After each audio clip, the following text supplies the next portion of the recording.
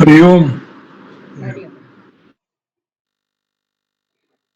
તું તારા દિલનો દીવો થાને ઓરે ઓરે ઓ ભાયા.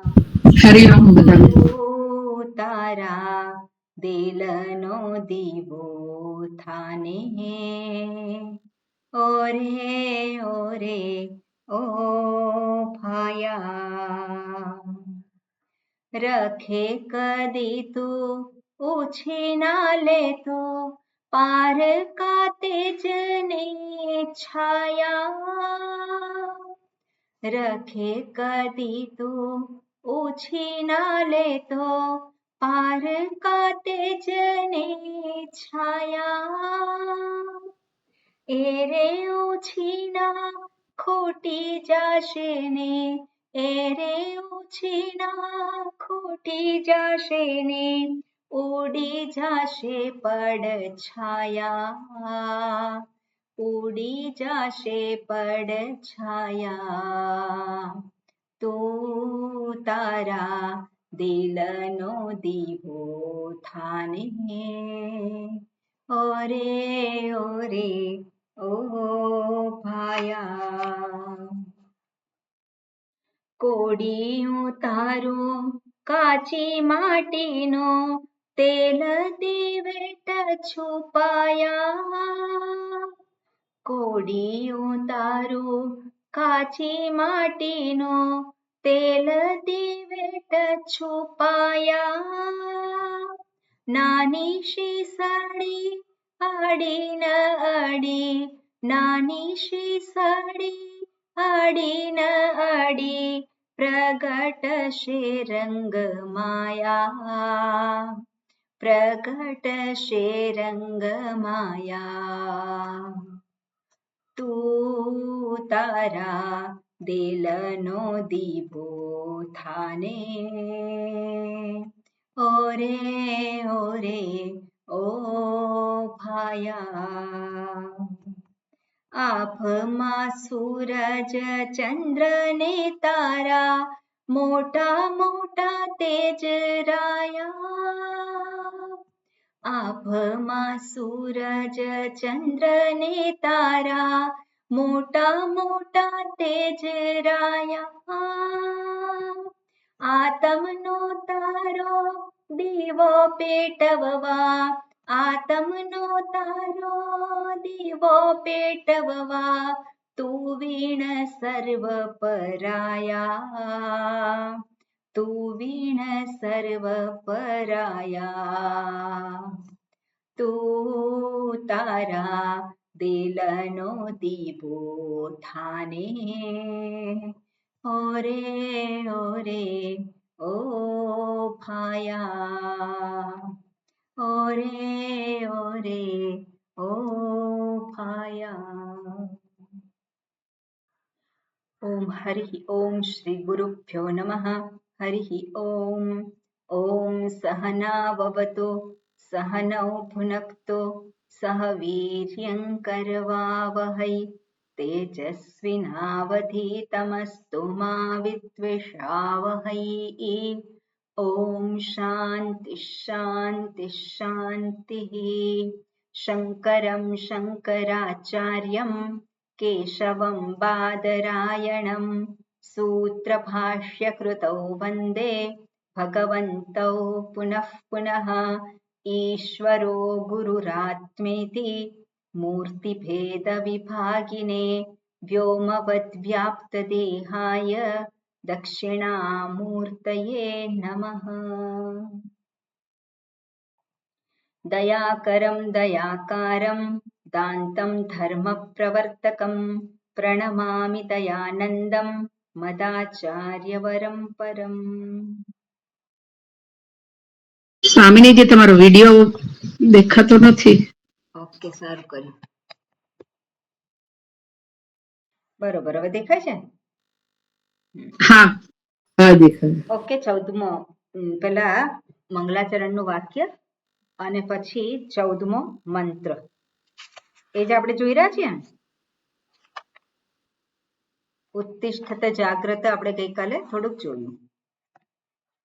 ઓકે, હા ચંદ્રિકાબેન. ઓમ નમો ભગવતે વૈવસ્વતાય ભૃત્યવે બ્રહ્મ વિદ્યાચાર્યાય નચિકેતસે ચ ઉત્તિષ્ઠત જાગ્રત પ્રાપ્ય વરાન નિબોધત ક્ષુરસ્ય ધારા નિશિતા દુરત્યયા દુર્ગમ પથસ્તત કવયો વદંતી. આ મંત્રમાં જે વાત કરી છે કે આત્મતત્વ અતિ સૂક્ષ્મ છે અને એને પામવા માટે સૂક્ષ્મ બુદ્ધિની આવશ્યકતા છે અને એટલા માટે તું પ્રયત્ન કર. અને મંત્રમાં શું કહ્યું? ઉત્તિષ્ઠત જાગ્રત પ્રાપ્ય વરાન નિબોધત. આપણે આ બધા શબ્દો ભાષ્ય સાથે જોયા, બરાબર ને? અને આગળ કહ્યું છે ક્ષુરસ્ય ધારા નિશિતા દુરત્યયા દુર્ગમ પથસ્તત કવયઃ વદંતી. ક્ષુરસ્ય ધારા, છરાની ધાર, તલવારની ધાર કેવી છે? નિશિતા. નિશિતા એટલે તીક્ષ્ણ છે, અત્યંત એને શું કહેવાય કે ધારદાર છે. નિશિતા, ધાર કાઢેલી નિશિતા. અને એની ઉપર ચાલવું એ કેવું છે? દુરત્યયા. દુરત્યયા, અત્યય એટલે જવું, ચાલવું, પાર કરવું. અને એને પાર કરવું, એની ઉપર ચાલીને જવું, આગળ જવું એ કેવું છે? એ દુઃખેન. દુઃખેન એટલે પીડા સાથે, એટલે સરળતાથી નહીં. એની અંદર આ જે યાત્રા છે એમાં આપણે ઘવાવાની તૈયારી રાખવાની, પીડાવાની તૈયારી રાખવાની. રિએક્શન કરીએ તો આપણી પીડા તાત્કાલિક આપણને એવું લાગે છે કે એમાંથી મુક્ત થયા, રિએક્શન કરીએ તો. પણ રિએક્શન આપણે ના કરીએ તો એ જે પીડા છે એ પીડાને સહન કરવાની છે. સહન કરવાની એટલે એને સ્વીકાર કરવાનો છે. પહેલા કોઈ પણ વસ્તુનું સહન કરીએ એની પહેલા એનો સ્વીકાર થાય તો જ એ પ્રોસેસ થાય એ પીડાનું, અને તો જ એ મારા માટે એ ઉન્નતિકારક બને અથવા તે મારા માટે લાભપ્રદ બને. જો એનો સ્વીકાર ના થયો હોય અને સહન કરીએ તો એ તો શું થાય છે? જમા કર્યું કહેવાય. પછી કોઈક દિવસ એવું થાય કેટલું સહન કરું, તો કેટલું સહન કરું એવો જ્યારે જવાબ નીકળે એનો અર્થ છે કે સહન કરેલું નથી. શું કર્યું છે? જમા કર્યું છે. અને સહન નથી કર્યું એટલે શું છે? જે પરિસ્થિતિ ઊભી થઈ છે એનો સ્વીકાર નથી. પરિસ્થિતિનો સ્વીકાર થયા પછી જ આપણે આપણી લાગણીઓનું પ્રોસેસિંગ કરવાનું હોય. કોઈ પણ ફેક્ટરી હોય અને માલ બનતો હોય તેને પ્રોસેસિંગ થતું હોય ને, રો મટીરિયલ અને ફાઇનલ પ્રોડક્ટ, એમાં વચ્ચે શું છે? પ્રોસેસિંગ થતું. તો એવી રીતે અહીંયા પણ, અહીંયા જેને જાણવાનું છે કોણ છે? જેને જાણવાનું છે કોણ છે? જે પ્રાપ્તવ્ય છે, હું છું. અને જેને જાણવાનું છે કોણ છે? એ હું છું, સાધક. પણ જેને જાણવાનું છે એ હું જે છે, જેને આપણે જીવાત્મા કહી શકીએ. બરાબર? જેને આપણે જીવાત્મા કહી શકીએ. અને જીવાત્મા એટલે કોણ છે? જે આ શરીર, ઇન્દ્રિયો, મન, બુદ્ધિની સાથેનો એનું તાદાત્મ્ય છે. અને તાદાત્મ્ય સરળતાથી જતું નથી. એટલે જ્યારે પણ વ્યવહાર જ્યારે કરવામાં પેલો પ્રવૃત્ત થાય અને જ્યારે આ શરીર, ઇન્દ્રિય, મન, બુદ્ધિને જેને હું માનેલા છે એને કોઈ તકલીફ પડે ત્યારે સહજ રીતે રિએક્શન થવું એ સ્વાભાવિક છે. રિએક્શન થવું એ સ્વાભાવિક છે. પણ એ રિએક્શન ન થાય એને માટે શું છે? આપણે જ આપણું સંકલ્પ શક્તિ છે એની સહાય લઈ શકીએ. અને સંકલ્પ શક્તિ મારે એ ગમે તે બોલે પણ મારે કોઈ રિએક્શન આપવું નથી. ત્યાંથી હું દૂર જતો રહું. અથવા તો આપણે એ વસ્તુ જે છે એનો સ્વીકાર કરીએ. જે કંઈ થઈ રહ્યું છે એનો સ્વીકાર, અને સ્વીકાર કર્યા પછી એનું પ્રોસેસિંગ. અને પ્રોસેસિંગ કઈ રીતે થાય? તો શાસ્ત્ર જે સમજદારી આપે છે એના વગર આપણે પ્રોસેસિંગ કરી શકીએ નહીં. આ શરીરને હું ભાવ આ શરીરમાં જ રાખીને કોઈક મને લાફો મારે અને એની જે પીડા થાય, તો આ શરીરમાં જ રહીને એને જ હું માનીને એમાંથી, એ પીડામાંથી હું મુક્ત થઈ શકું નહીં. એટલે શરીરને પીડા થાય છે તો એ પીડાનું પ્રોસેસિંગ જે કરવાનું હોય, મનમાં જે બધી વૃત્તિઓ ઉત્પન્ન થાય છે, જે અસ્વસ્થતા અનુભવાય છે, એનું પ્રોસેસિંગ કરવાનું હોય તો શાસ્ત્રનો આધાર લઈ અને એક સ્ટેપ આપણે ઉપર ઉઠ્યા વગર એનું પ્રોસેસિંગ કરી શકીએ નહીં. અને પ્રોસેસિંગ ના થાય તો ફાઇનલ જે રિઝલ્ટ જે છે, ફળ છે, એ ફળ પણ આપણને પ્રાપ્ત થાય નહીં. એટલા માટે એને ટૂંકમાં આપણે જે કહેવામાં આવે, શાસ્ત્ર જે કહેતા હોય, અધિકારીત્વ. અધિકારીત્વ એટલે શું છે? પ્રોસેસિંગ. અધિકારીત્વ પ્રાપ્ત કરવું એ શું છે? પ્રોસેસિંગ. આ પ્રોસેસિંગ કર્યા વગરનું જ પેલું રો મટીરિયલ હોય, તે પ્રોસેસિંગ ના થાય તો ફાઇનલ પ્રોડક્ટ કેવી હોય? ફાઇનલ પ્રોડક્ટમાં કઈ દમ હોય નહીં. એટલા માટે અહીંયા ફરીને આપણને કહે છે કે આત્મ તત્વ એ અતિ સૂક્ષ્મ છે. આ સ્થૂળ શરીરને હું માનવું એ સ્થૂળતા છે. આપણે કહી શકીએ કે નહીં એવું? આ સ્થૂળ શરીરને હું ગણવું એ કેવું છે? એ સ્થૂળતા છે.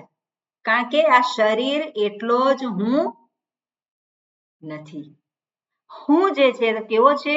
આ ઇન્દ્રિયો, શરીર, ઇન્દ્રિયો, મન, બુદ્ધિથી પણ પામી ન શકાય એવો છે. એને પામવા માટે શું કરવાનું છે? એને પામવા માટે શાસ્ત્ર પ્રાપ્ય વરાન નિબોધત, અહીંયા વાત કરી. પણ એ જે જાણવાનું છે, કઈ રીતે જાણવાનું છે? એટલે કહ્યું કે આ જે વિવેક યાત્રા છે, ક્ષુરસ્ય ધારા નિશિતા દુરત્યાય કેમ કહ્યું હોય? કારણ કે આપણે આપણી ઉપર જ આપણે આ બધો પ્રોસેસ કરવાનો છે. જે અધિકારીત્વ રૂપી જે કે છે, વૈરાગ્યની વાત કરી હોય, તે શું છે? કોને માટે? બીજાને માટે કે પોતાને માટે? પોતે. કેમ? કારણ કે પોતે જે અત્યાર સુધી જે માનતો હતો અને માન્યતાને આધારે જે જીવન જીવતો હતો, એના કરતા હવે સમજદારીપૂર્વક જીવન જીવવાનું છે. શાસ્ત્ર જે વાત કરે છે કે આ સાધન છે, અત્યાર સુધી આને સાધ્ય માન્યું હતું, બરાબર ને? આ જ્યાં સાધ્ય હોય ત્યાં એને જે કંઈ અનુકૂળ હોય એ સાધન બની જાય. પણ આ શું છે? સાધન છે.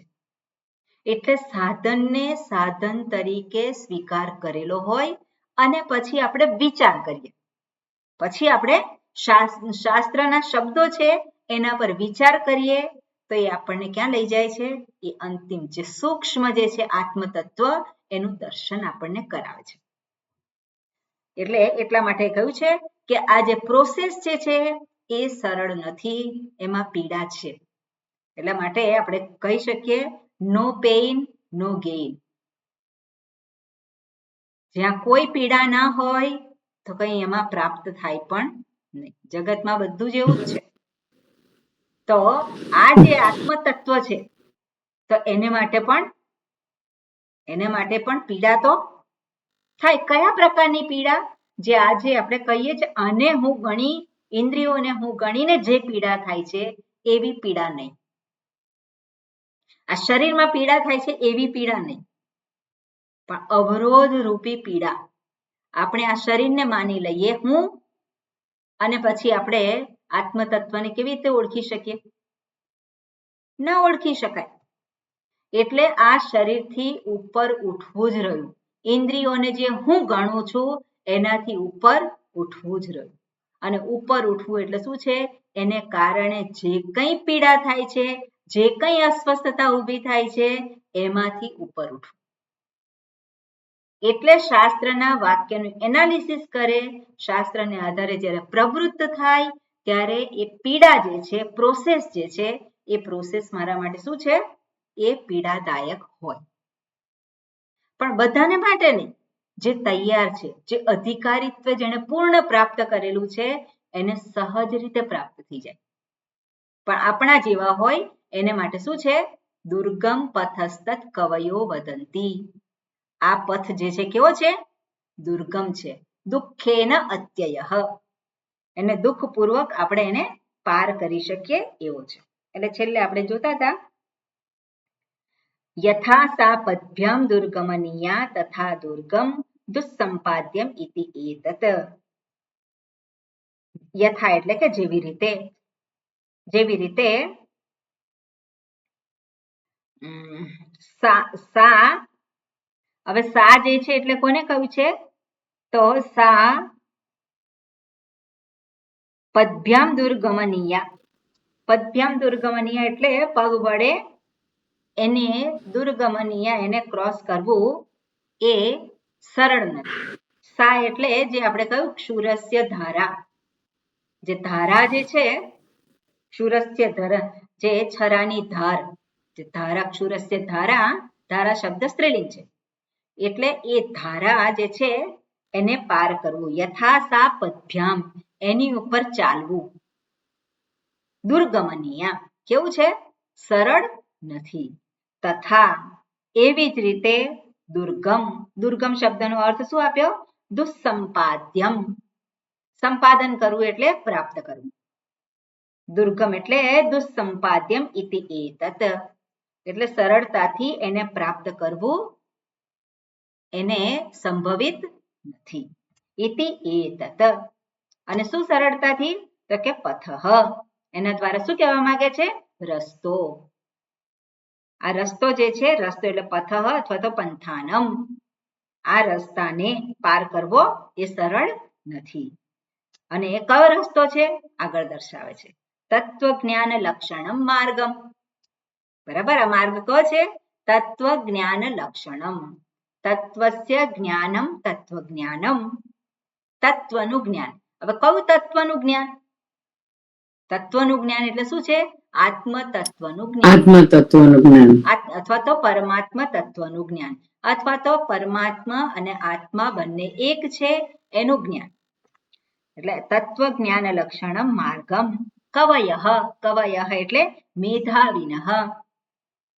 મેધાવિનઃ વિવેકી પુરુષો, વિદ્વાન પુરુષો, શાણા પુરુષો. આપણે જે આ માર્ગ ઉપર ચાલીને એમણે પોતે પોતાના ધ્યેયને પ્રાપ્ત કરેલું છે, એટલે આત્મ તત્વને જેણે પામેલા છે આ માર્ગ ઉપર ચાલીને. અને એ કહે છે, શું કહે છે? કવયઃ મેધાવિનઃ વદંતી. આ માર્ગ કેવો છે? આ માર્ગ દુઃખેન અત્યયઃ, એટલે દુઃખપૂર્વક એને પાર કરાય એવો છે, એવું આ મેધાવિનઃ કહે છે, જ્ઞાની પુરુષો કહે છે. અને આગળ શું કહે છે? આગળનું વાક્ય વાંચીએ. ઓકે નવીનભાઈ. જ્ઞેયસ્ય જ્ઞેયસ્ય અતિ સૂક્ષ્મત્વાત અતિ સૂક્ષ્મત્વાत् તદ્વિષયસ્ય તદ્વિષયસ્ય જ્ઞાનમાર્ગસ્ય જ્ઞાનમાર્ગસ્ય દુસ્સંપાદ્યત્વં દુસ્સંપાદ્યત્વં વદંતી ઇતિ અભિપ્રાયઃ. વદંતી ઇતિ અભિપ્રાયઃ.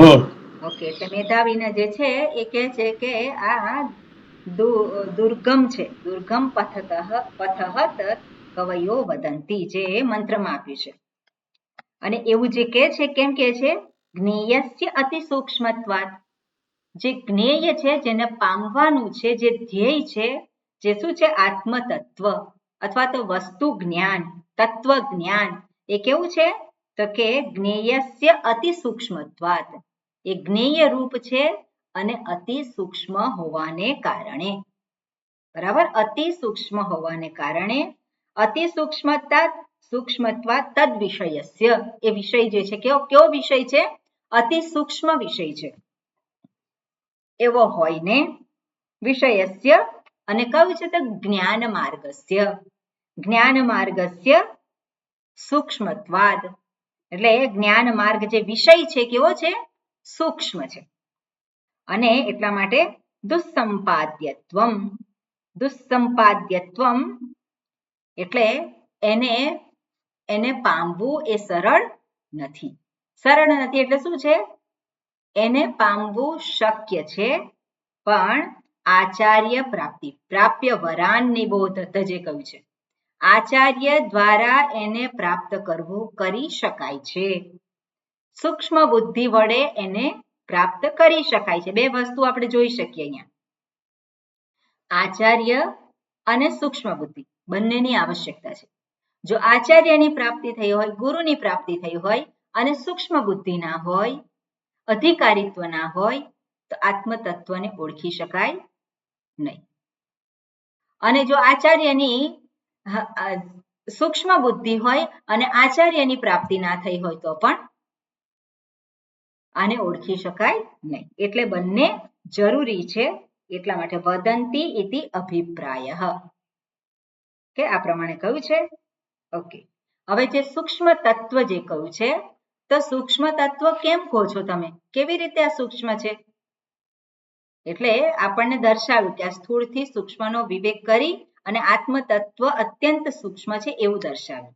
હવે ફરી પાછું એક પ્રશ્ન કરજે, તત્ કથમ અતિ સૂક્ષ્મત્વમ જ્ઞેયસ્ય, અને જાણવું જે છે તમે કહો છો કેવી રીતે સૂક્ષ્મ છે એનું અહીંયા આગળ નિરૂપણ કરે છે ને પછી આગળ મંત્રમાં એનો જવાબ આપશે. ઓકે, વાંચીએ આપણે ભાષ્ય. હા જગદીશભાઈ. તત્કથમ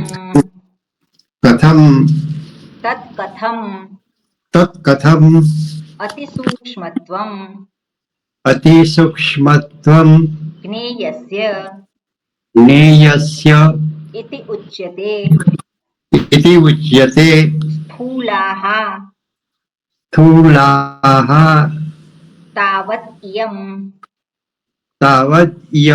ઓકે, સ્થૂલા છે, ખાલી સ્થૂલાઃ નહીં, સ્થૂલા તાવત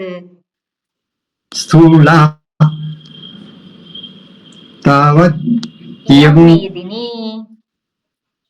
મેદિની શબ્દ સ્પર્શ રૂપ રસ ગંધોપચિતા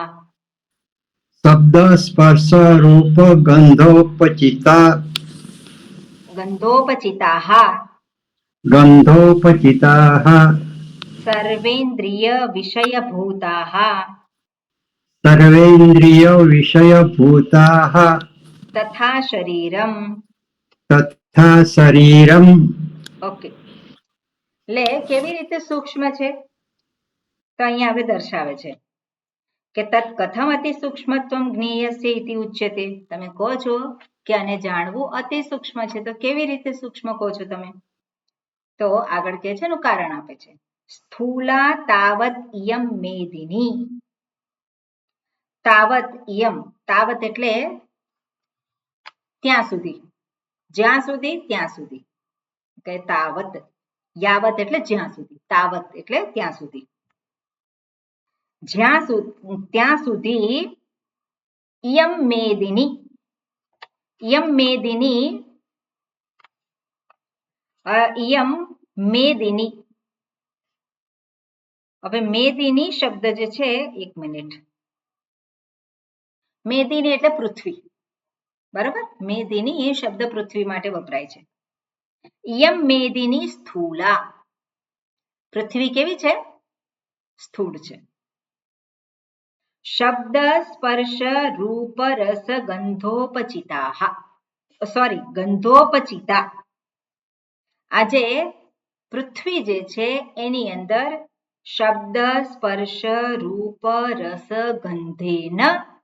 ગંધૈઃ ઉપચિતાઃ, આ પાંચેયથી એ યુક્ત છે. અથવા તો આપણે કે ઉપચિતા જે શબ્દ છે, ચી ધાતુ વિસ્તારના અર્થમાં પણ છે, વૃદ્ધિના અર્થમાં. અને ઉપચિતા એટલે શું છે? એમાં વૃદ્ધિ થયેલી. આ જે પૃથ્વી છે એ આ 5 ગુણોથી વૃદ્ધિ પામેલી છે, બરાબર? અહીંયા શું કહે છે? તાવત એટલે ત્યાં સુધી, ઇયમ મેદિની આ પૃથ્વી જે સ્થૂળ છે, અને સ્થૂળ છે એ 5 ગુણોથી વૃદ્ધિ પામેલી છે, 5 ગુણોથી યુક્ત છે. અને આગળ શું કહે છે? સર્વેન્દ્રિય વિષભૂતા તથા શરીરમ. સર્વેન્દ્રિય વિષયભૂતા અને કેવી છે પૃથ્વી? સર્વ ઇન્દ્રિય વિષય રૂપા. ભૂતા એટલે રૂપા, બધી જ ઇન્દ્રિયોનો વિષય રૂપ છે. એટલે બધી જ ઇન્દ્રિયો દ્વારા એને પામી શકાય છે. અને તથા શરીરમ, એની જેમ જ શરીર. જેવી રીતે સ્થૂળ પૃથ્વી એવી જ રીતે આ સ્થૂળ શરીર કહ્યું છે. હવે સ્થૂળ પૃથ્વી છે તો આપણે અહીંયા તત્વબોધ લાવવાની જરૂર પડે. પૃથ્વી શેમાંથી ઉત્પન્ન થઈ છે? 5 મહાભૂત છે એમાંથી પૃથ્વીની ઉત્પત્તિ શેમાંથી થઈ છે?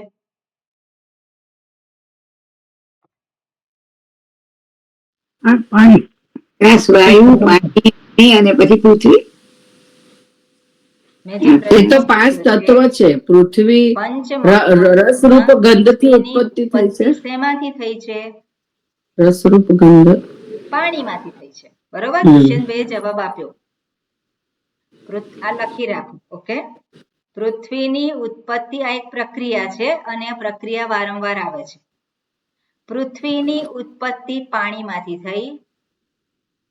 પાણીની ઉત્પત્તિ શેમાંથી થઈ દુષ્યંતભાઈ?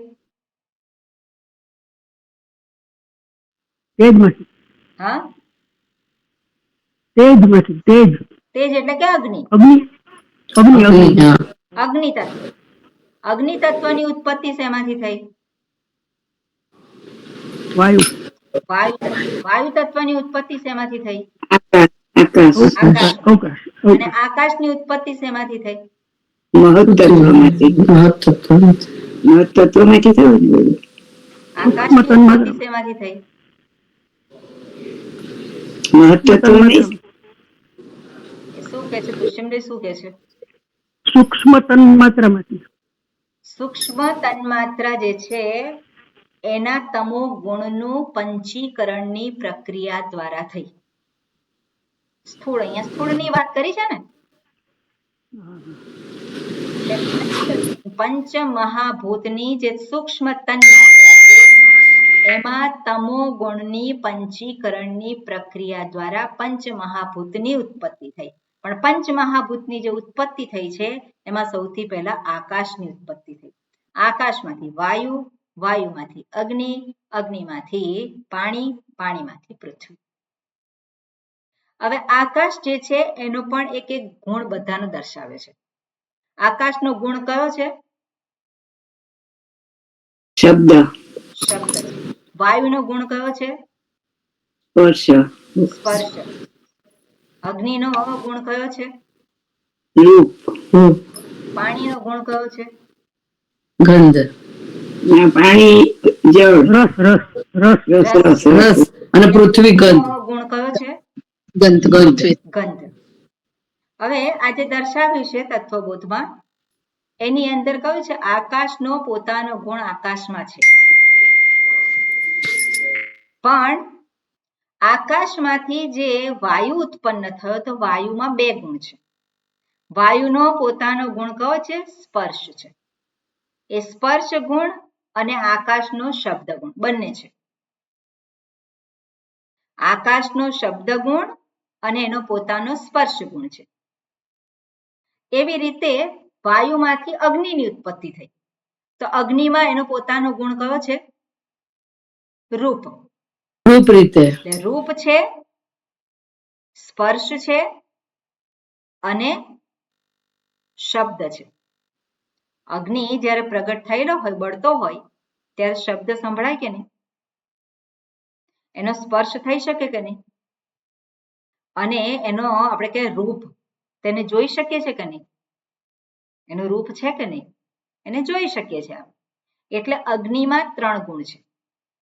વાયુની અંદર સ્પર્શ ગુણ છે અને શબ્દ ગુણ છે. તમે વાયુને આપણે જોઈ શકીએ છીએ? વાયુને જોઈ શકતા નથી, પણ સ્પર્શ ગુણ છે એને આધારે અનુભવી શકીએ છીએ કે નહીં? સ્પર્શ ગુણને આધારે એને આપણે ઓળખી શકીએ છીએ. એ જ રીતે આપણે આગળ જઈએ તો પાણી. અગ્નિમાંથી શું આવ્યું? પાણી. તો પાણીમાં કયા 4 ગુણ છે? હવે કહો તમે.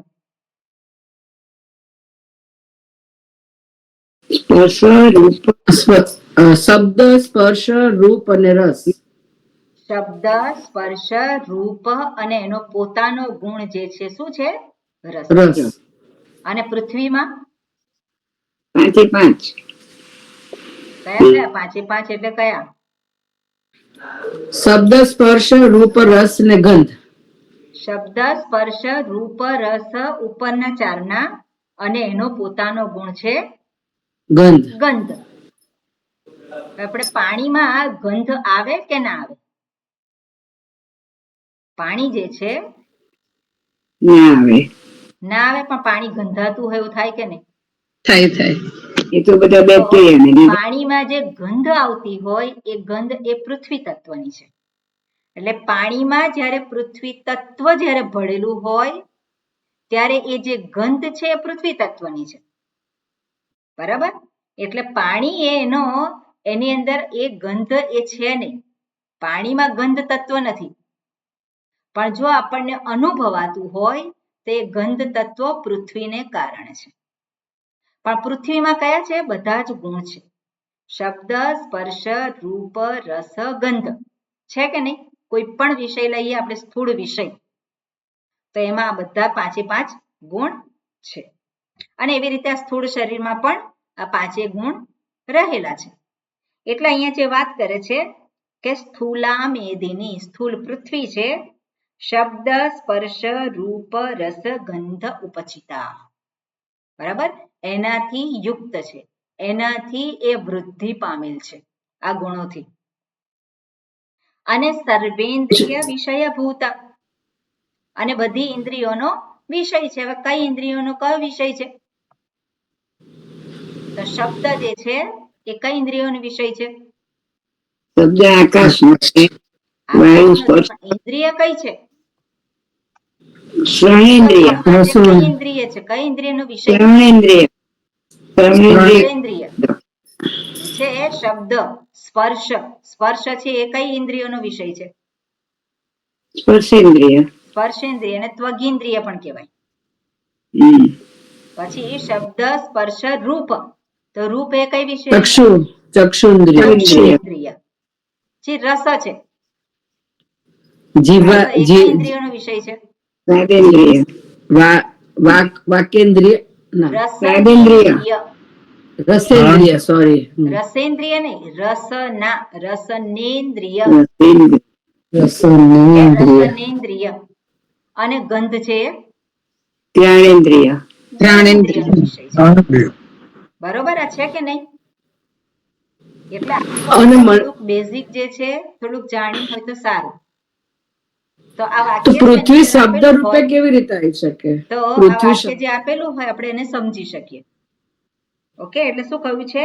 શબ્દ, સ્પર્શ, રૂપ, રસ, ગંધ ઉપચિતા સર્વેન્દ્રિય વિષય ભૂતા, આ પૃથ્વી છે. તથા શરીરમ, સ્થૂળ શરીર છે એમાં પણ છે આ બધું જ. અને એ બધું જ ઇન્દ્રિયો દ્વારા આપણે એને ઓળખી શકીએ છીએ, એને ગ્રહણ કરી શકીએ છીએ. આ શરીર છે એ શરીરમાં શબ્દ છે કે નહીં?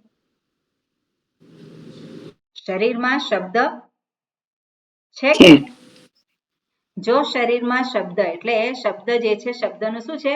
કઈ રીતે આપણે આકાશ તત્વ, શબ્દ એક ગુણ છે કોનો છે? આકાશ તત્વ. અને આકાશ એટલે શું? અવકાશ પ્રદાતૃ આકાશ, તત્વબોધ. ઓકે, ફરી પાછું તત્વબોધ, મારે એક્ઝામ લેવી પડશે તત્વબોધની. એટલે અવકાશ પ્રદાતૃ આકાશ. તો આ શરીરમાં સ્પેસ જે આપણે કહીએ, અવકાશ એટલે શું છે? સ્પેસ. તો સ્પેસ છે કે નહીં શરીરમાં? બરાબર. અને આપણે સાયન્સ પણ કહેતું હોય કે આપણે આ જે શ્રોત્રેન્દ્રિય છે જેનાથી શબ્દ ગ્રહણ કરીએ છીએ, ત્યાં પણ અંદર જો આકાશ એટલે ખાલી જગ્યા ના હોય તો આપણે શબ્દને સાંભળી શકીએ નહીં. એટલે શ્રોત્રેન્દ્રિય જ્યાં છે ત્યાં પાછળ શું છે? ત્યાં ખાલી જગ્યા છે. અને ત્યાંથી આપણે અવાજને એને કારણે ગ્રહણ કરી શકીએ છીએ. એટલે આપણે જોઈએ કે આ જે સ્થૂળ શરીર છે એ સ્થૂળ આપણે ગોલક કહીએ. આ જે જગ્યા છે એ શું છે? એ સ્થૂળ છે અને એ સ્થૂળને આપણે ગ્રહણ કરી શકીએ છીએ. એટલે આકાશ આમાં છે અને એ આકાશનો ગુણ શું છે? શબ્દ. અને શબ્દને ગ્રહણ કરવા માટે શ્રોત્રેન્દ્રિય છે. એ જ રીતે આપણે જોઈએ કે વાયુ, તો વાયુનો ગુણ શું છે? સ્પર્શ. તો સ્પર્શ એ કઈ રીતે રહેલો છે? આખી શરીર ઉપર છે, ત્વગિન્દ્રિય. અને ત્વગિન્દ્રિય જે છે એને આપણે એનો સ્પર્શ આપણે અનુભવી શકીએ છીએ, બરાબર ને? પછી છે રૂપ. તો રૂપ જે છે કોનો ગુણ છે? અગ્નિ તત્વનો ગુણ છે. તો એ રૂપ જે છે કે નહીં આ શરીરનું, કોઈક એનું સ્થૂળ શરીરનું કોઈક રૂપ છે. એમાં પાણી છે કે નહીં? એમાં પાણી છે. અને એને કઈ રીતે ગ્રહણ કરીએ છીએ? એને માટે ઇન્દ્રિય કઈ છે? રસનેન્દ્રિય. રસનેન્દ્રિય એ રસને ગ્રહણ કરે છે. હવે રસને ગ્રહણ કરે છે તો રસનેન્દ્રિય કોરી થઈ જાય, સુકાઈ જાય, આપણે કહીએ જીભ સુકાઈ ગઈ, તો કોઈ સ્વાદ ગ્રહણ થાય નહીં. અને એવી રીતે ગંધ, તો ગંધ તત્વ છે કે નહીં? ઉનાળામાં સ્પષ્ટ રીતે ખબર પડે, તો એ પણ એમાં રહેલું છે. એટલે આ શરીર જે છે સ્થૂળ શરીર, એમાં પાંચેય રહેલા છે અને પાંચેયને ગ્રહણ કરનાર ઇન્દ્રિયો પણ છે. ગંધ છે આવે છે, આ શરીરમાંથી ગંધ આવે છે, કેવી રીતે ખબર પડે? ઘ્રાણેન્દ્રિયથી, બરાબર? એટલે આ સ્થૂળ શરીર અને આ સ્થૂળ જગત જે છે, પૃથ્વી આપણે કહીએ છીએ, એ આ પાંચેય ગુણોથી યુક્ત છે, બરાબર? અને એવું જ આ શરીરનું છે. હવે આગળ શું દર્શાવે છે? આગળનું વાક્ય વાંચીએ. ઓકે કુસુમબેન. તત્ર તત્ર એકૈક ગુણ અપકર્ષેણ એકૈક ગુણ અપકર્ષેણ ગંધાદીનાં ગંધાદીનાં સૂક્ષ્મત્વ સૂક્ષ્મત્વ મહત્વ મહત્વ વિશુદ્ધત્વ વિશુદ્ધત્વ નિત્યત્વ નિત્યત્વ આદિ તારતમ્યમ આદિ તારતમ્યમ દૃષ્ટમ દ્રષ્ટમ અબાદિષુ અબાદિષુ યાવત આકાશમ યાવત આકાશમ ઇતિ તે ઇતિ તે ગંધાદયઃ ગંધાદયઃ સર્વે એવ સર્વે એવ સ્થૂલત્વાत् સ્થૂલત્વાत् વિકારાः વિકારાः શબ્દાન્તાः શબ્દાન્તાः યત્ર ન સંતિ યત્ર ન સંતિ કિમુ તસ્ય કિમુ તસ્ય સૂક્ષ્મત્વાत् સૂક્ષ્મત્વાत् સૂક્ષ્મત્વાદી સૂક્ષ્મત્વાદિ નિરતિશયત્વં નિરતિશયત્વં વક્તવ્યમ વક્તવ્યમ ઇતિ એતદ્ દર્શયતિ શ્રુતિઃ. ઇતિ એતદ્ દર્શયતિ શ્રુતિઃ. Okay good. શું કહે છે? હવે આ જે ગુણો જે છે આપણે જોયા, એક એકનો ગુણ એક એક છે. હવે શું કહે છે? તત્ર એની અંદર આ વિષયમાં આજે આપણે પૂછું એમાં હા શું પૂછ્યું છે? પૃથ્વી શબ્દ રૂપે કેવી રીતે આવે? પૃથ્વીનો શબ્દ, પૃથ્વી શબ્દ કેવી રીતે આવે? પૃથ્વીમાં શબ્દ ગુણ કેવી રીતે? તો પૃથ્વીમાં કોઈ પણ વસ્તુ હોય અને આપણે આમ કરીએ તો અવાજ એ છે કે નહીં? શબ્દ આવે છે કે નહીં? એટલે એવી રીતે રહેલો છે એનો, કઈક વસ્તુ પડે, સ્થૂળ વસ્તુ, તેમાંથી અવાજ આવે. હા હા એ રીતે. અચ્છા હા રહેલો છે. Okay okay. અહીંયા શું કહે છે? તત્ર એકૈક એટલે શું છે? એક એક. એકૈક એટલે શું છે? વૃદ્ધિ સંધિ થઈ છે. એક એક ગુણ અપકર્ષેણ. હવે એક એક ગુણને ઓછો કરવામાં આવે. ગુણ અપકર્ષેણ એટલે શું છે? લઈ લેવામાં આવે, એને પાછો લઈ લેવામાં આવે. તો હવે કયો ગુણ શેમાંથી લઈ લેવાનો? તો શરૂઆત ક્યાંથી કરવી પડે? પૃથ્વીથી શરૂઆત કરવી પડે. પૃથ્વીનો ગુણ જ્યારે ગંધ જે છે લઈ લેવામાં આવે તો એ પૃથ્વીનો લય શેમાં થાય? એનો ઉપસંહાર શેમાં થાય?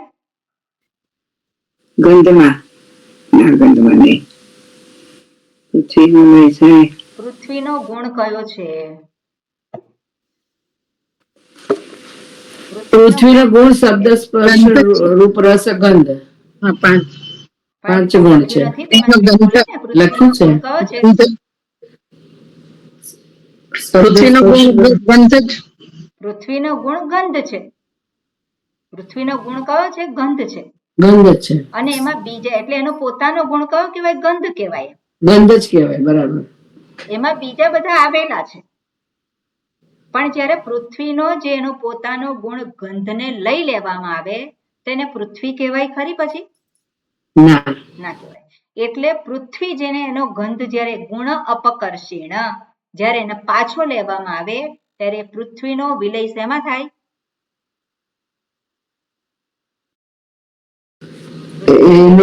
વિલય જળમાં થઈ જાય. બરાબર. હવે જળનો પોતાનો ગુણ કયો છે? રસ છે. હવે રસને લઈ લેવામાં આવ્યું તો એનો વિલય શેમાં થાય? અગ્નિમાં થાય. અગ્નિનો ગુણ શું છે? રૂપ છે. એ રૂપને આપણે લઈ લીધો તો એનો શું થાય? વિલય શેમાં? સ્પર્શમાં. વાયુનો શેમાં થાય? આકાશમાં. બરાબર. એટલે આ તારતમ્ય અહીંયા દર્શાવેલું છે. એટલે શું કહે છે? તત્ર એટલે આ જે પંચ મહાભૂત છે એમાં જે આ સ્થૂળ શરીર અને સ્થૂળ પૃથ્વી છે જેમાં 5 ગુણો છે. હવે એ 5 ગુણો વાળી જે છે તેમાં એ તત્ર એકૈક ગુણ અપકર્ષેણ એમાંથી તમે એક ગુણ વારાફરતી એને દૂર કરો. ગંધાદીનામ કયા ગુણ? તો કે ગંધ. એના પછી જે ગંધાદીનામ તો ગંધ પછી આવે રસ રૂપ પછી શબ્દ સ્પર્શ અને પછી શબ્દ. બરોબર.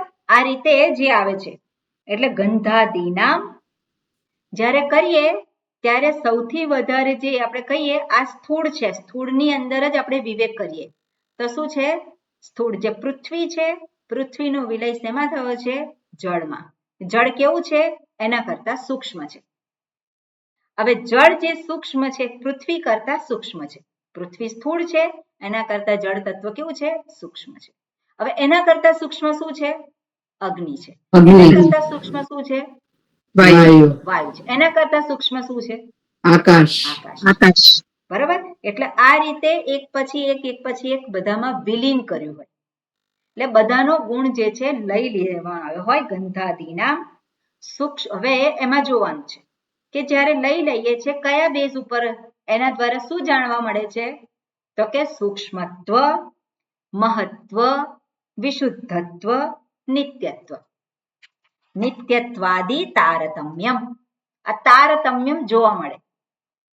હવે પૃથ્વી જે છે એનો વિલય જ્યારે કરીએ જળમાં તો પૃથ્વીનો વિલય એ કેવું થયું? પૃથ્વી કરતા સૂક્ષ્મ કોણ છે? જળ છે. મહત્વ એટલે મોટું કોણ છે? જળ છે. કારણ કે જળ છે તો પૃથ્વી છે એટલે પૃથ્વી કરતા જળ મહત્વ છે. વિશુદ્ધત્વ પેલામાં 5 ગુણ છે આમાં 4 ગુણ છે. ઓછા ગુણ એટલા વધારે એને નિર્મળ કહેવાય, વધારે શુદ્ધ કહેવાય. એટલે પૃથ્વી કરતા જળનું એ વિશુદ્ધત્વ અને નિત્યત્વ. બરોબર. પૃથ્વી કરતા જળ જે છે નિત્ય છે અને આ જળ છે એના કરતા આ જે ચારે વસ્તુ છે સૂક્ષ્મત્વ, મહત્વ, વિશુદ્ધત્વ, નિત્યત્વ જળ કરતા શેમાં વધારે છે? અગ્નિમાં. કરતા વાયુમાં. વાયુ કરતા આકાશમાં. એટલે આકાશ જે છે એ કેવું છે? સૂક્ષ્મતમ છે. આ પાંચેયમાં સૌથી વધારે સૂક્ષ્મ, સૌથી વધારે નિત્ય, સૌથી વધારે શુદ્ધ, સૌથી વધારે નિત્ય, શુદ્ધ, સૂક્ષ્મ એટલે મહત્વ એટલે શ્રેષ્ઠ. મહત્વ એટલે મોટું, શ્રેષ્ઠ તો એ આકાશ છે. બરાબર. આ તારતમ્યમાં અહીંયા તારતમ્યમ દૃષ્ટમ આ પ્રમાણે જોયું અને પછી અબાદિષુ યાવત આકાશમ ઇતિ. બરાબર, અબાદિષુ એટલે અપ, અપ એટલે પાણી, એટલે પાણી કરતા પણ આકાશ કેવું છે? સૂક્ષ્મ છે. અને યાવત આકાશમ ઇતિ એટલે જ્યાં સુધી આકાશ. આ તાવત આવ્યું હતું આગળ, તાવત પૃથ્વી એટલે ત્યાંથી શરૂ કરીને એટલે અને અહીંયા સુધી એટલે યાવત આકાશમ ઇતિ તે આ બધા ગંધાદય સર્વે, ગંધ વગેરે સર્વે એટલે ગંધ વગેરે શું છે? બધા ગુણો છે. અને ગંધાદય સર્વે સ્થૂલત્વાદ વિકારાહ એ બધા કેવા છે? સ્થૂળ હોય ને. બધા જ જે આકાશનો જે શબ્દ છે, શબ્દ કરતા રૂપ છે, શબ્દ કરતા જે સ્પર્શ છે કેવું છે? સ્થૂળ છે. સ્થૂળ કરતા જે શબ્દ કરતા આપણે જે કહ્યું સ્પર્શ એ સ્થૂળ છે, સ્પર્શ કરતા રૂપ એ સ્થૂળ છે. સૂક્ષ્મત્વ આપણે ઉપરથી નીચેથી ઉપર જોઈએ અથવા તો સ્થૂળત્વ ઉપરથી નીચે જોઈએ. બરાબર, એ પ્રમાણે એટલે સર્વે એવ સ્થૂલત્વાદ વિકારાહ બધા શું છે? વિકાર છે. બધા એકબીજામાંથી ઉત્પન્ન થયેલા છે એટલે બધા જ વિકારાહ શબ્દાંતાહ. ઇવન શબ્દ છે આકાશનો ગુણ શબ્દ એ પણ શું છે? વિકાર છે. યત્ર ન સંતિ, યત્ર ન સંતિ એટલે શું છે? જ્યાં નથી. આ બધા જ વિકારો જે દર્શાવ્યા એ બધા વિકારો જ્યાં નથી, જેમાં નથી. યત્ર ન સંતિ કિમુ તસ્ય સૂક્ષ્મત્વાદિ નિરતિશયત્વમ વક્તવ્યમ. તો આ જે આકાશ જે છે આપણે એને સૂક્ષ્મ કહીએ છીએ, અતિ સૂક્ષ્મ, પણ જેમાં આ ગુણો છે જ નહીં, જે નિર્ગુણ છે તેની સૂક્ષ્મતાની શું વાત કરવાની? બરાબર, કિમુ તસ્ય સૂક્ષ્મત્વાદી નિરતિશયત્વાદી તો એની સૂક્ષ્મતાની એનો અતિશય, અતિશય નિરતિશય એટલે અતિશયમ ક્રાંતમ, અતિક્રાંતમ અતિશયમ યસ્માત નિરતિ એને કહેવાય અતિશય, નિરતિશય કહેવાય. અતિશયમ અતિક્રાંતમ અતિશયમ નિરતિશય એટલે જ્યારે અતિશય જ્યારે કહીએ એના કરતા, હવે કરતા કરતા આપણે કયું હોય કે પૃથ્વી કરતા, જળ કરતા આપણે જ્યારે કહેતા હોઈએ ત્યારે કમ્પેરિઝન આવે.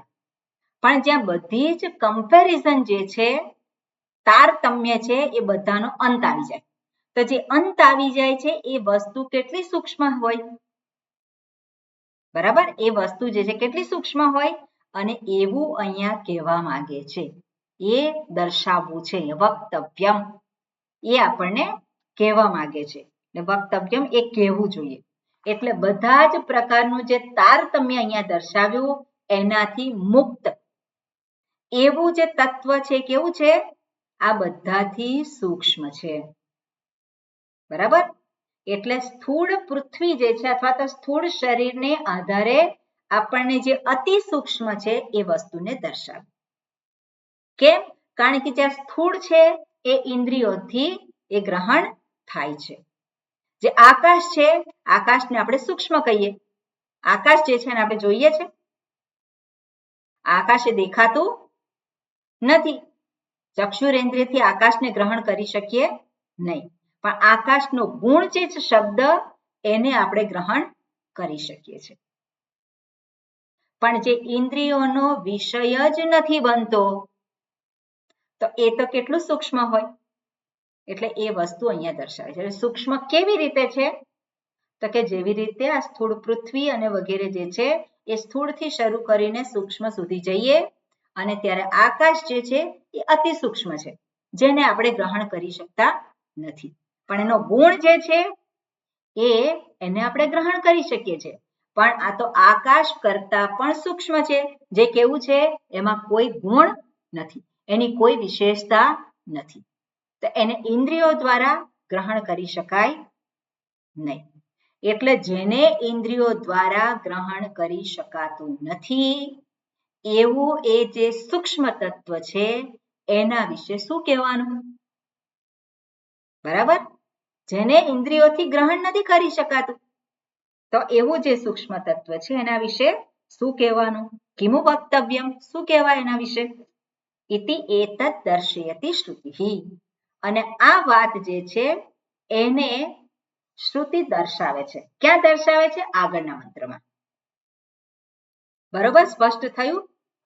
જે પૃથ્વીનો આધાર લઈ, સ્થૂળ પૃથ્વી અને સ્થૂળ શરીરનો આધાર લઈ ધીરે ધીરે ધીરે ધીરે સૂક્ષ્મ તરફ ગયા. અને સૂક્ષ્મ શું છે? સૌથી વધારે સૂક્ષ્મ તો કે આ કમ્પેરિઝનમાં આકાશ છે. પણ આકાશ કરતા પણ જે સૂક્ષ્મ છે, આકાશની ઉત્પત્તિ જેમાંથી થયેલી છે એ તો કેટલું સૂક્ષ્મ છે. બરાબર, એટલે એને ગ્રહણ, હવે આકાશથી પણ વધારે સૂક્ષ્મ, પણ અહીંયા ઓળખવાનું કોને છે? આત્મતત્વને. એટલે આત્મતત્વ એ અતિ સૂક્ષ્મ છે એવું અહીંયા કમ્પેરિઝન દ્વારા દર્શાવ્યું. અને હવે એ જે દર્શાવ્યું છે એને માટેની શ્રુતિ છે. એટલે શ્રુતિ આ પ્રમાણે કહેવા માંગે છે. એટલે શું કહેવા માંગે છે? તો આગળનો મંત્ર. ખ્યાલ આવે બધાને? જયવિંદાબેન, બરોબર? આજે વાત કરી એનો. નવીનભાઈ? હા, બરોબર, ઓકે. એટલે આગળનો મંત્ર હવે બોલીએ. આવે પણ હજી એક વખત આખું સાંભળવું પડશે. હવે આવશે આગળ, શ્રુતિમાં પણ આવશે. મંત્ર જે છે એમાં પણ એ વાત આવશે. હા, એટલે એક વખત ફરી સાંભળીશ આખું. બરોબર. હવે આજે છે 15મો મંત્ર બોલો જયવિંદાબેન. હું એક ક્વેશ્ચન પૂછી શકું? હા જી, પૂછો. તમે જે કીધું ને કે આકાશ કરતા બી સૂક્ષ્મ જે આત્મા છે, તો એ આત્મા કયો? પરમ એટલે જીવાત્મા કે સ્વરૂપ? સ્વરૂપ. કારણ કે આપણે આને આત્મા ગણીએ, સ્થૂળ શરીરને, તો એ પણ આત્મા તરીકે આપણે ગણીએ છીએ. પણ આ સ્થૂળ શરીરને તો કેવો છે? સ્થૂળ આત્મા કહેવાય. અહીંયા જેને દર્શાવવાનું છે, જેને પામવાનું છે, કેવો છે? અતિ સૂક્ષ્મ છે. એને જોવા માંગીએ છીએ આપણે. એટલે અતિ સૂક્ષ્મ એ આત્મા એટલે કોણ? હુંનું જ સ્વરૂપ, શુદ્ધ સ્વરૂપ. એ મારી જીવાત્મા એટલે મારું જ પોતાનું શુદ્ધ સ્વરૂપ, નિત્ય સ્વરૂપ. એ મારા માટે પ્રાપ્તવ્ય છે. એ અહીંયા દર્શાવે છે. એ ઇન્દ્રિયોનો વિષય બની શકે નહીં. બરાબર? જે સ્થૂળ પૃથ્વી છે એમાં 5 ગુણો છે, એ ઇન્દ્રિયોનો વિષય બની શકે છે. પણ આ આત્મા જે છે, આત્મતત્વ, એ ઇન્દ્રિયોનો વિષય બની શકે નહીં. એ વસ્તુ અહીંયા હાઇલાઇટ કરી છે. ધન્યવાદ જી. હા જયવિંદાબેન, મંત્ર. શબ્દમ સ્પર્શમ રૂપમ અવ્યયમ. નહીં, ચંદ્રિકાબેન તમે બોલો. મને થોડોક લાઈટ જતી રહી છે એટલે તોય ટ્રાય કરો. અશબ્દમ સ્પર્શમ રૂપમ અવ્યયમ તથા રસમ નિત્યમગંધવચ્ચયત અનાદ્યનંતમ મહતઃ પરમ ધ્રુવમ નિચાયતન મૃત્યુમુખાત પ્રમુચ્યતે. આત્મતત્વ અતિ સૂક્ષ્મ છે. કેમ? અશબ્દમ. ન શબ્દમ અશબ્દમ. આત્મતત્વમાં શબ્દ ગુણ નથી. શબ્દ ગુણ જેમાં રહેલો હોય, ક્યાં રહેલો છે? આ જગતમાં શબ્દ ગુણ છે. આ શરીરમાં શબ્દ ગુણ, સ્થૂળ શરીરમાં છે કે નહીં? છે. પણ આત્મતત્વમાં શબ્દ ગુણ નથી. એટલે એને આપણે શ્રોત્રેન્દ્રિયથી આપણે એને ગ્રહણ કરી શકીએ નહીં. અશબ્દમ અસ્પર્શમ. અશબ્દમ અસ્પર્શમ, જેમાં સ્પર્શ પણ નથી. અશબ્દમ અસ્પર્શમ અરૂપમ. અરૂપમ, જે જોવાનો વિષય નથી, એટલે કોઈ રૂપ નથી. એટલે અરૂપમ અવ્યયમ. કેવો છે? અવ્યયમ. અવ્યયમ એટલે જેનો વ્યય થતો નથી, જેનો ક્ષય થતો નથી. અવ્યયમ. તથા તેમજ અરસમ. એ કેવું છે? રસહીન છે, નીરસ છે. આત્મતત્વ કેવું છે? નીરસ છે, એટલે રસ રહિત છે. રસ રહિત છે એટલે એમાં કોઈ રસ રૂપ ગુણ એમાં નથી. તથા રસમ નિત્યમ અગંધ વચ્ચે. કેવું છે? નિત્ય અને અગંધ. તો ગંધ ગુણ પણ એમાં નથી. એટલે અગંધ વચ્ચયત અનાદિ અનંતમ. એ કેવું છે? અનાદિ. અનાદિ એટલે જેનો આદિ નથી, અને આદિ નથી એટલે જેની શરૂઆત નથી. અર્થાત જે છે જ. શું છે એનો અર્થ? શું થાય? જેની શરૂઆત નથી એટલે કે જે છે જ. અને અનાદિ અનંતમ. અનંતમ એટલે શું છે? ન અંતમ અનંતમ. જેનો અંત નથી, જેની શરૂઆત નથી, જેનો અંત પણ નથી. અને એવી કઈ વસ્તુ છે જેની શરૂઆત નથી, જેનો અંત નથી? એ શું છે? આત્મતત્વ, હુંનું સ્વરૂપ. બરાબર? અનાદ્ય અનંતમ.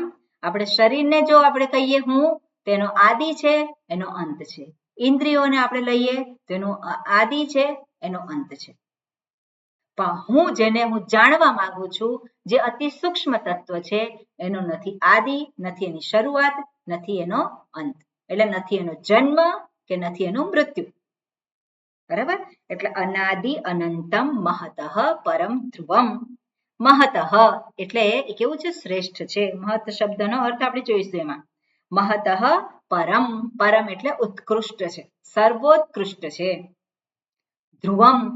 ધ્રુવમ એટલે શું છે? નિશ્ચળ છે. ધ્રુવમ જેમાં કોઈ પ્રકારનો વિકાર આવતો નથી, એવું ને એવું જ છે. જેમાં કોઈ પ્રકારે ચલાયમાન એટલે શું છે? બદલાતું નથી, જે ચલિત થતું નથી. ધ્રુવમ. નિચાય તન્મૃત્યુ મુખાત પ્રમુચ્યતે. નિચાય. તો નિચાય, નિચાય એટલે જાણીને. ઓકે, જ્ઞાત્વા. નિચાય એને જાણીને તન મૃત્યુ મુખાત પ્રમુચ્યતે. ને એને જાણીને તન, તન નિચાય, તમ નિચાય એને જાણીને મૃત્યુ મુખાત પ્રમુચ્યતે. મૃત્યુના મુખમાંથી પ્રમુચ્યતે. પ્રમુચ્યતે એટલે મુચ્યતે નહીં, પ્રમુચ્યતે. પ્રમુચ્યતે એટલે પ્રકર્ષેણ મુચ્યતે. ખૂબ સારી રીતે છૂટી જાય છે. ખૂબ સારી રીતે છૂટી જાય છે એટલે ફરી પાછો મૃત્યુના સકંજામાં એને આવવું પડતું નથી. ફરી પાછો જન્મ એને ધારણ કરવો પડતો નથી. એવો અર્થ થઈ શકે ને? ફરી પાછો એને જન્મ નથી, જન્મ નથી તો મૃત્યુ પણ નથી. એટલે જન્મ મૃત્યુના જે સંસાર જે છે, ચક્ર છે, એમાંથી એ છૂટી ગયો છે. કેવી રીતે? નિચાય. નિચાય એટલે જાણીને. ઓકે, આવો આ મંત્રનો સામાન્ય અર્થ છે. ઓકે, હવે આગળનો જે છે એને આપણે 2 દિવસ છે ને આપણી પાસે જો. હા, મંગળ ને બુધ 2 દિવસ. બુધવારે છે ને? હા હા, મંગળ બુધ. હા, બુધવારે છે. તે થઈ જશે. આજે છે આ મંત્ર આપણે આગલે દિવસે ને પછી પાછળનું તો પાછળના મંત્રમાં તો ખાસ કંઈ કહેવાનું નથી. 2 મંત્રમાં એની ફલશ્રુતિ છે. ઓકે, એટલે આવતી વખતે આપણે રાખીશું. ઓમ પૂર્ણમદઃ પૂર્ણમિદં પૂર્ણાત પૂર્ણમુદચ્યતે પૂર્ણસ્ય પૂર્ણમાદાય પૂર્ણમેવાવશિષ્યતે. ઓમ શાંતિ શાંતિ શાંતિ. હરિ ઓમ શ્રી ગુરુભ્યો નમઃ. હરિ ઓમ. હરિ ઓમ. હરિ ઓમ. હરિ ઓમ. હરિઓમ. આવતીકાલે